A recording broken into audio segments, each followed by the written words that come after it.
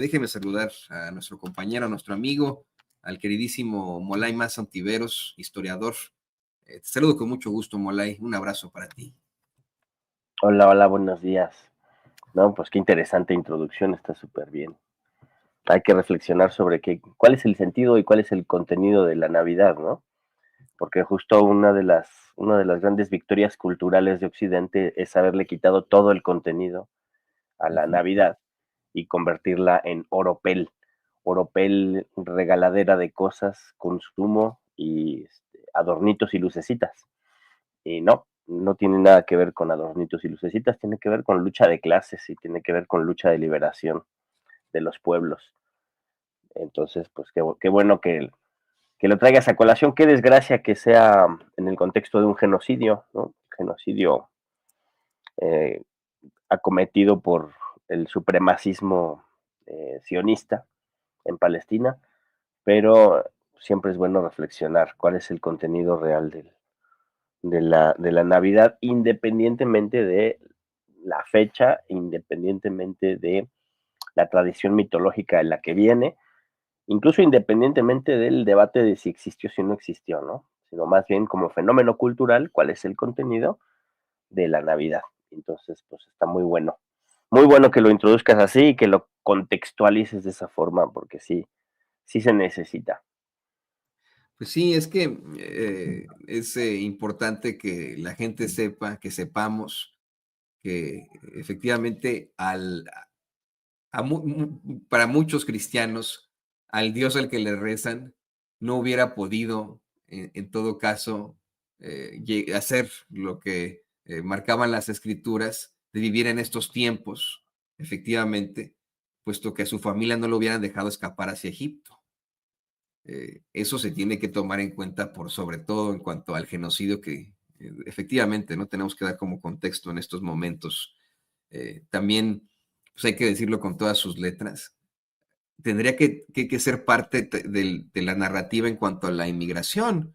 Hoy tenemos, querido Molay, querido público consentidor, a una bola de cristianos, eso dicen ellos, apoyadores de Donald Trump, los seguidores de Donald Trump, asegurar que son muy, muy cristianos, que están tan comprometidos con Dios que tienen que estar persiguiendo a la comunidad LGTBI, ellos están en contra del aborto, dicen, pero no están en contra de la persecución de familias. eh, eh, no se dan cuenta que pues ellos están buscando que deporten esas familias, que son precisamente como la Sagrada Familia, no como nos lo muestra la iconografía europea, de que pues se trata ahí de tres personajes blancos, caucásicos, casi rubios. No, se trata de familias, pues vamos, cuyas etnias determinan un color mucho más oscuro en su piel, y que además, bueno, escapan de la persecución, escapan de la maldad. De hecho, le voy a mandar, querido Molaya, don David, una obra que me encontré por ahí, me pareció muy interesante. Déjame ver si la encuentro por ahí. Aquí está. No conozco al artista, la quiero compartir contigo, la quiero compartir con el público de Sin Censura. Es una obra en la que sale un señor con su esposa y un niñito cruzando la frontera. La publica alguien que se identifica como Mario del Desierto. Y bueno, pues está durísima la imagen, pero insisto, creo que debemos ser todo este contexto en medio de la injusticia que ocurre hoy en el mundo, ¿no? Ahorita le voy a poner David, ahorita que la saque, te aviso. Ahí está, es esta, mira, es esta mera, ¿no? Eh, Otra Sagrada Familia. Sagradas Familias en Gaza, Sagradas Familias aquí en la frontera entre México y Estados Unidos. Y esas son las Sagradas Familias a las que quieren detener, deportar y en el peor de los casos, Molay, exterminar como ocurre en Gaza, ¿no? Así las cosas. Y es que ahorita lo que me haces es reflexionar, ¿no? Sobre justo el tema de lo religioso y lo político, ¿no? Entonces, pues nunca se presenta la cuestión religiosa totalmente separada de la cuestión política, de la cuestión económica, ¿no? De lo cultural, de lo étnico, siempre está entrelazado, ¿no? Y en este momento, justo, tú puedes escuchar discursos políticos, algunos delirantes de plano, pero que tienen un contenido religioso muy fuerte, ¿no? Por ejemplo, en los discursos de Javier Milei o los discursos del mismo Donald Trump, ¿no? Donde se apropian de algunos elementos del cristianismo, en el caso del cristianismo evangélico, ¿no? Que se lo han adueñado sectores de la ultraderecha y del conservadurismo más rancio, ¿no? Que tienen su propia versión de un cristianismo protestante calvinista que ilustró muy bien Max Weber en esto de la ética protestante y el desarrollo del capitalismo, ¿no? En donde justo se permite ya la usura, se permite ya la explotación y se permite la acumulación de riqueza y se ubica la acumulación de riqueza como un objetivo religioso, ¿no? Y, y la relación con lo divino a partir de esa acumulación de la riqueza, una teología de la prosperidad, ¿no? Una teología de la prosperidad que se convierte a su vez en una justificación y en un discurso de segregación, de dominación y de discriminación del otro, ¿no? Ya se rompe con el mensaje de Cristo de el amor al prójimo, ¿no? Ellos profesan el amor al próximo, ¿no? El amor a sus allegados, a su grupo pequeño, ¿no? A sus cuates, a sus compadres, a su sector de clase, a su familia, en el mejor de los casos, pero a veces ni así, porque luego entre ellos mismos se matan, ¿no? Y en el caso de Milei tienes un discurso donde retoma el judaísmo, ¿no? Una versión bastante reaccionaria, una versión bastante posmoderna, ¿no? Y bastante clasista, racista del judaísmo, ¿no? Y asume, incluso asume que el judaísmo y que en el evangelio están los contenidos del capitalismo moderno, ¿no? Y obviamente eso es una absoluta mentira, pero además está tratando de justificar teológicamente el saqueo, el abuso, la dominación, ¿no? La explotación, la violencia, y está extrayendo algunas frases de los textos bíblicos, ya sea de la Torá o sea del Nuevo Testamento, para acomodarlas a su beneficio, ¿no?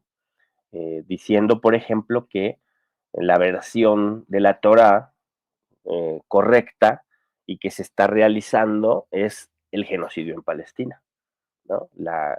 Que sostener el genocidio en Palestina y la existencia del Estado sionista es cumplir con las sagradas escrituras. Entonces, si no respondemos a eso, si nosotros seguimos en la vieja tradición de que la derecha se quede con los textos bíblicos, de que la derecha manipule la religión, y si nos quedamos en la vieja lógica racionalista, positivista, izquierdista en algunos casos, ¿no? Renacentista, iluminista, ¿no? De que pues la religión es cosa de gente tonta o de la vida privada, ¿no? Y le dejamos esa herramienta política tan poderosa a Donald Trump y a Milei y a la derecha, al PAN aquí en México, a sectores del PRI, pues cometeríamos un grave error. Entonces sí tenemos que nosotros entrar a estudiar, ¿no? Los textos bíblicos, reflexionar de qué se trata esto de la religión, cuál es, qué significa la religión, las religiones como fenómeno humano, ¿no?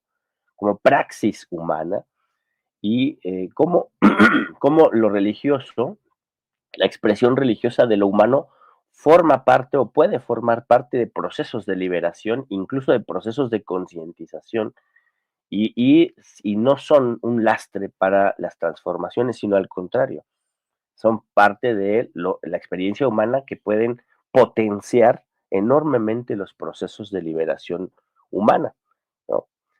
y discutir esas versiones maniqueas, reaccionarias del catolicismo, del judaísmo o del islam también, o de otras expresiones de lo religioso, ¿no?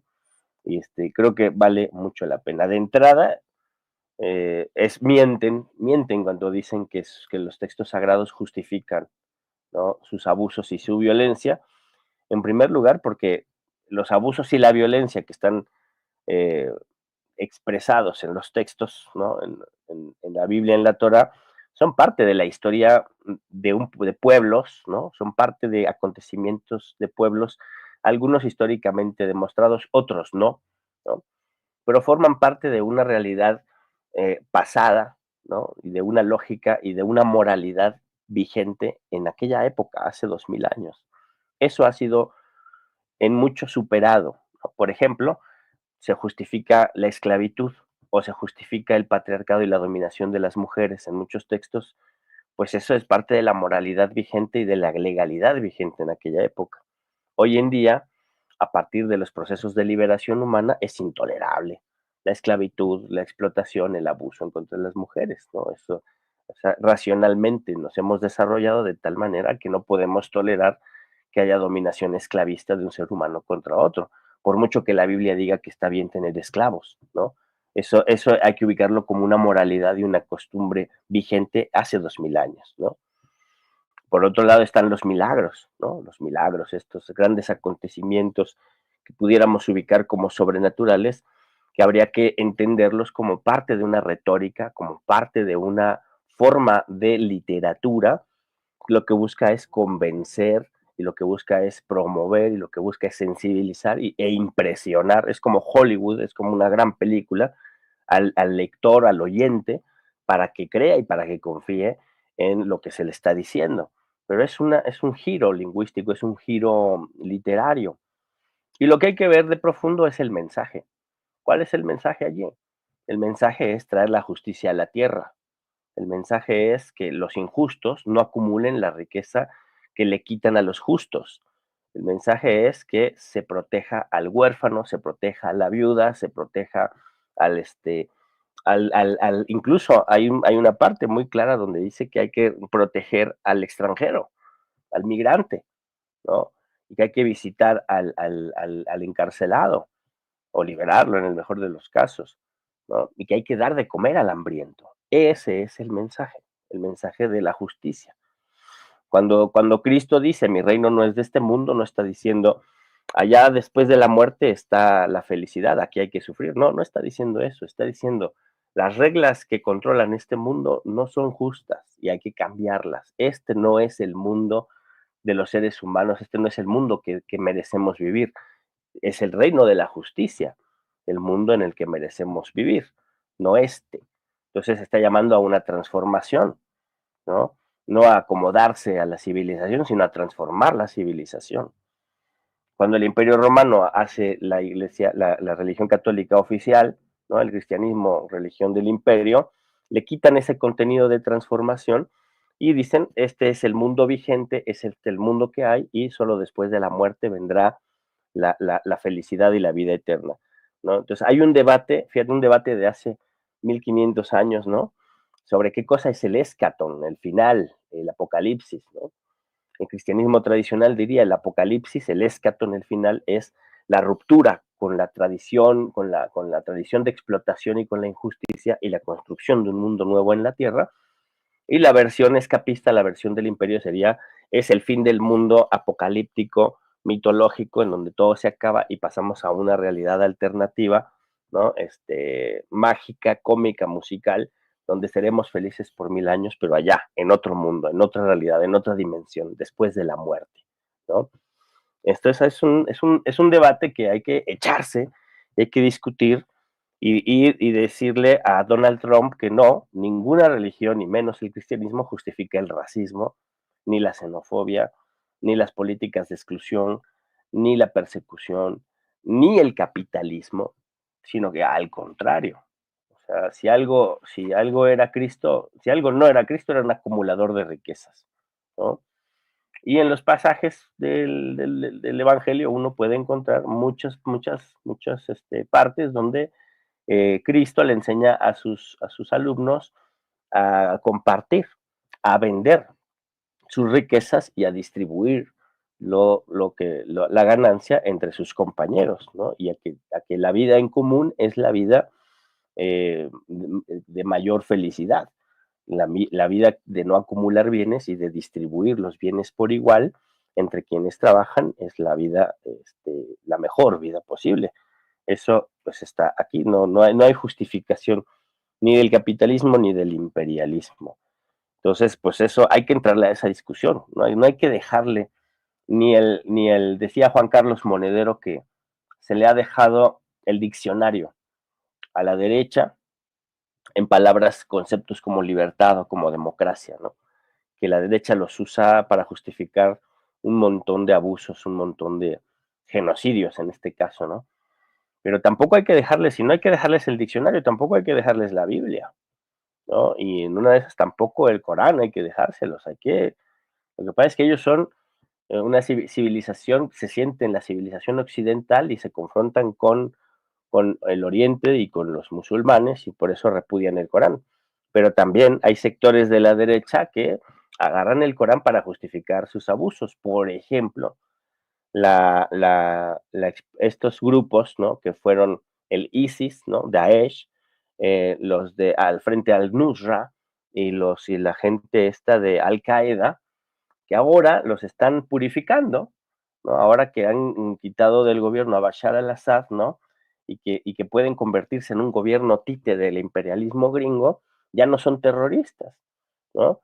Y ellos, esos terroristas, yihadistas, utilizaban la letra del Corán para justificar sus abusos, ¿no? Una lectura del Corán reaccionaria que utilizaban como propaganda para justificar sus asesinatos y sus crímenes en contra de musulmanes, en contra de cristianos, pero sobre todo de musulmanes.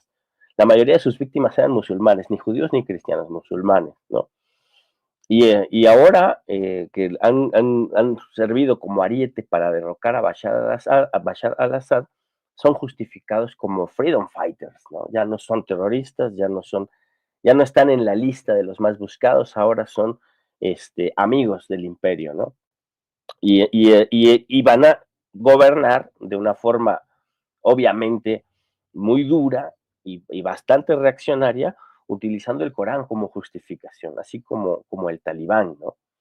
Cuando tienes escuelas musulmanas que tienen una lectura humanista del Corán y que lo que hacen es luchar en contra de la injusticia y por la igualdad de los seres humanos, a la letra del Corán también, ¿no? Claro, la discusión teológica es muy distinta y la discusión política es muy distinta, ¿no? Porque ellos sí llevan a la realidad actual la moralidad vigente descrita en el libro, ¿no? Entonces el machismo es muy fuerte, ¿no? El control de la vida moral es muy fuerte, pero es algo que se debe ventilar y que se debe aprender y discutir, ¿no? Entonces, pues hay que entrarle al debate y hay que nosotros, sin necesariamente ser religiosos, sin necesariamente ser creyentes, desde un punto de vista humanista y científico, entrarle al estudio del fenómeno religioso, al estudio de las estructuras eclesiásticas, al estudio de los textos llamados sagrados, para debatir y argumentar y quitarle de las garras a la derecha y a la ultraderecha, a esos evangélicos de ultraderecha y a esos sionistas enloquecidos supremacistas, quitarles esas justificaciones religiosas de sus abusos. Y más bien nosotros podemos encontrar argumentaciones teológicas de la lucha por la justicia. Y además es muy bonito porque son textos pues, históricos, ¿no? Yo siempre leo la Biblia desde una clave filosófica. A mí se me hace que es un texto de filosofía que busca resolver desde la espiritualidad humana problemas que aquejan a la humanidad hasta la actualidad. No, y es que, a ver, las tres principales religiones del mundo, el judaísmo, el cristianismo y el islam, son religiones de paz, son religiones basadas en la paz absoluta. Me quedo muchísimo con esto que nos dices, Mulay, de cómo es que efectivamente, no por, no sé, ¿no?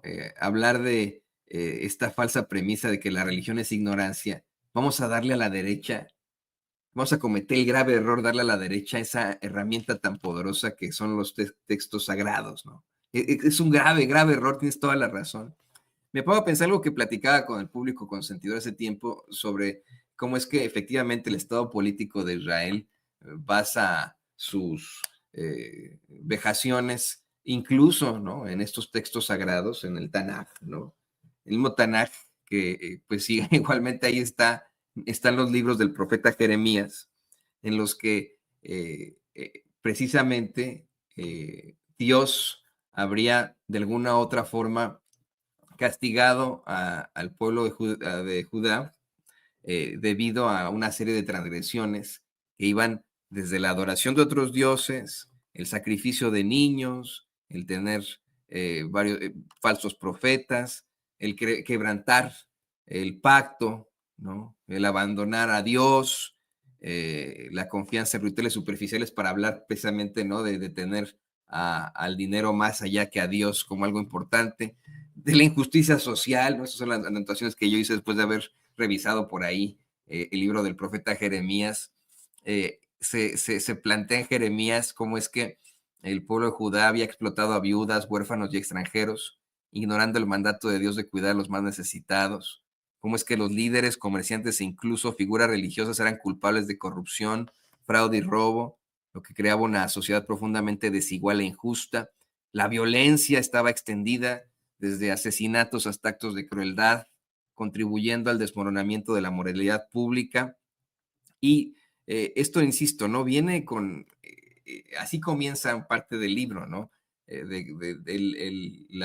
Algo que Dios dice, yo nunca ordené ni imaginé el sacrificio de niños. Esto, vamos, este castigo al pueblo de Judá deriva en su expulsión de Babilonia, pero fíjate, ¿no? Uno de los actos más graves es el sacrificio de niños a Moloch en el valle de Hinnom, lo que dice Atofet, ¿no?